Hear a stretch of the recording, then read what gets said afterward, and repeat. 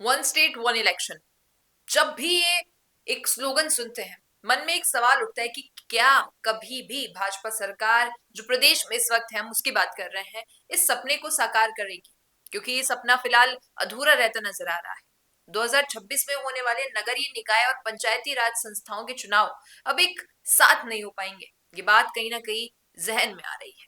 दरअसल इस पूरी प्रक्रिया में सबसे बड़ी बाधा वार्डों का सीमांकन बन गया है, यानी कि डिलिमिटेशन।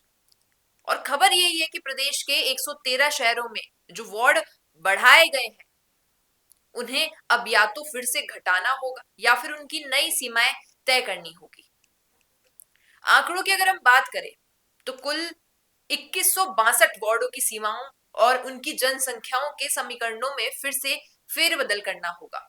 इस देरी की एक मुख्य जो वजह है वो जिलों की संख्या को लेकर पैदा हुआ असमंजस भी है।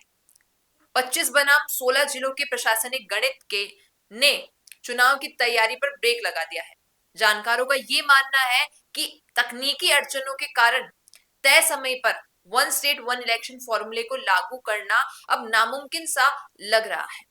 देखिए, कई बार ये कहा गया और कई बार लोगों के जहन में भी आया कि क्या इस तरीके से जो रिसोर्सेज हैं, जो जनता के लिए काम आने चाहिए, उन्हें केवल और केवल वोट के इस प्रोसीजर में लगा दिया जाएगा? क्योंकि यकीनन मानिए कि जब एक दिन कहीं पर भी इलेक्शन होते हैं, वोट डलते हैं, तो वोट का जो पूरा प्रोसीजर रहता है, न जाने कितने सारे रिसोर्सेज हैं, कितने सारे ऐसे कर्मचारी हैं, पुलिस प्रशासन है, काफी सारी चीजें हैं, बहुत ज्यादा पैसा वेस्ट होता है। अब जब ये सारी तमाम रिसोर्सेज जो कहीं और यूज की जानी चाहिए, वो केवल और केवल इलेक्शन पे चली जाए, तो ये कहीं ना कहीं एक चिंता का विषय है। और हालांकि सरकार ने सोचा भी इस बारे में कि वन स्टेट वन इलेक्शन जैसा एक हम स्लोगन लेकर आए जिस पर हम काम भी करेंगे, लेकिन जब जब सोचा गया कि अब काम होगा, तब तब कहीं ना कहीं नहीं लगा। क्योंकि देखिए, कुछ ऐसे क्षेत्र है, कुछ ऐसे वार्ड है जिनका कार्यकाल अभी पूरा नहीं हुआ है, कुछ ऐसे है जिनका पूरा होकर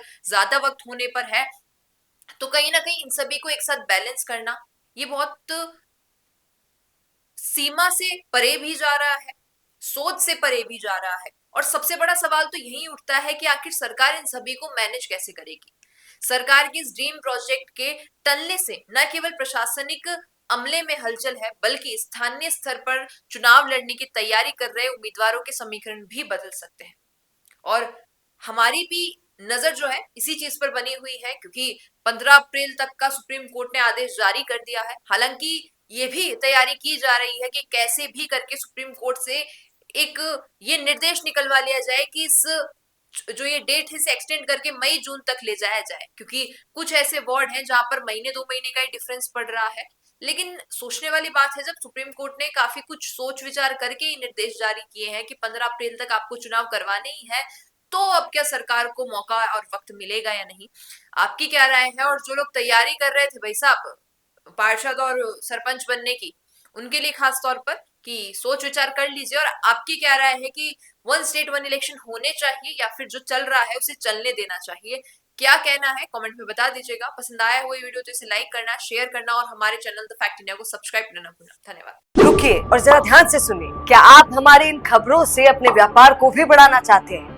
तो आप भी खबरों के दौरान इस तरह के एलिमेंट्स पर अपना विज्ञापन दे सकते हैं, या फिर ऐसे खबर के 1 मिनट बाद अपना पूरा विज्ञापन डलवाएं, जो कि 8 लाख से ज्यादा सब्सक्राइबर्स और फॉलोअर्स वाले द फैक्ट इंडिया चैनल्स और पेजेस से राजस्थान के कोने कोने में पहुंचेगा, और इससे आपका व्यापार, ब्रांड सब कुछ बढ़ेगा।